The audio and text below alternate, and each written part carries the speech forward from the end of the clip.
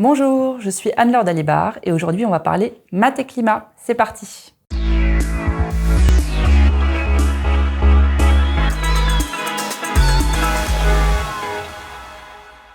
Avez-vous déjà entendu parler des rapports du GIEC, le groupe d'experts intergouvernemental sur l'évolution du climat? Ces rapports longs et détaillés évaluent et synthétisent l'ensemble des connaissances disponibles sur le changement climatique afin d'éclairer la prise de décision des responsables politiques. Ils sont complexes à établir et font appel à des spécialistes de plusieurs disciplines: mathématiques, physique, océanographie, c'est-à-dire l'étude des océans, calcul scientifique, c'est-à-dire calcul à l'aide d'un ordinateur, sciences des données pour comprendre comment manipuler beaucoup de données en même temps, économie, c'est-à-dire l'étude des comportements humains face à l'argent et au travail, et beaucoup d'autres disciplines encore. Dans cette vidéo, je vais présenter certains aspects de la modélisation climatique et je me concentrerai sur les difficultés mathématiques associées. Le climat est l'étude sur des échelles de temps longues, de l'ordre de plusieurs dizaines d'années, de grandeur physique caractérisant l'océan et l'atmosphère.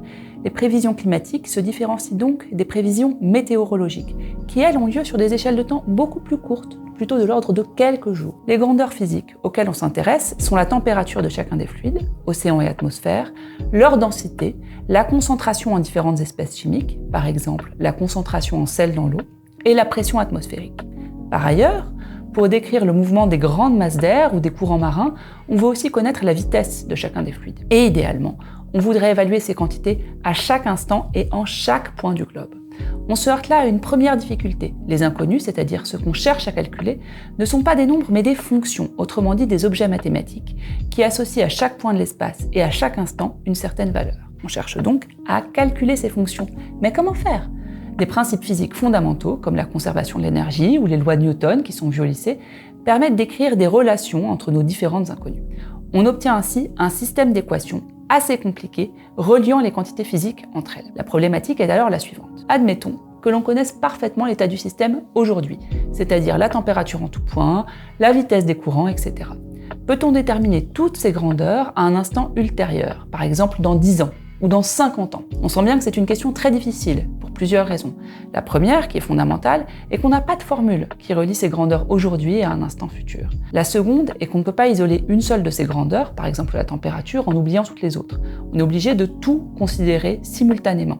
On dit que le système est fortement couplé. Pour répondre à cette question, il y a plusieurs approches qui sont complémentaires. Une première approche, qui est la plus théorique et qui correspond à la branche des mathématiques auxquelles j'appartiens, est d'utiliser des théorèmes abstraits pour démontrer l'existence de solutions du système compliqué. On sait donc qu'une solution existe, ce qui est rassurant, mais on ne sait pas la calculer. Cependant, on peut malgré tout décrire certaines caractéristiques de la solution.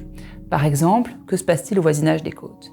Quelle est l'influence de la rotation terrestre? Comment augmente la température moyenne à la surface du globe? Là encore, on dispose d'outils théoriques qui permettent de décrire les solutions sans avoir besoin de les calculer.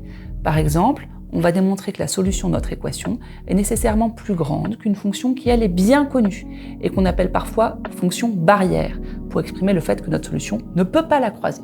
Une seconde approche, et il y en a encore d'autres, consiste à calculer ce qu'on appelle une solution approchée, c'est-à-dire une fonction qui n'est pas vraiment solution du vrai système compliqué, mais qui ressemble à la vraie solution. L'intérêt est que de telles solutions approchées sont dans certains cas calculables à l'aide d'un ordinateur. Cependant, la complexité des équations est telle que ces calculs prennent beaucoup de temps.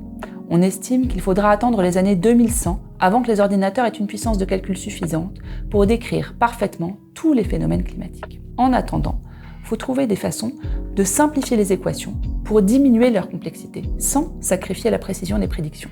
Et pour cela, l'approche théorique joue un rôle crucial. En effet, cette approche permet de comprendre quelles simplifications sont pertinentes en analysant l'importance relative des différents phénomènes physiques. On comprend ainsi que les différents points de vue sont nécessaires et complémentaires pour établir des prédictions climatiques fiables qui pourront ensuite être utilisées dans les rapports du GIEC.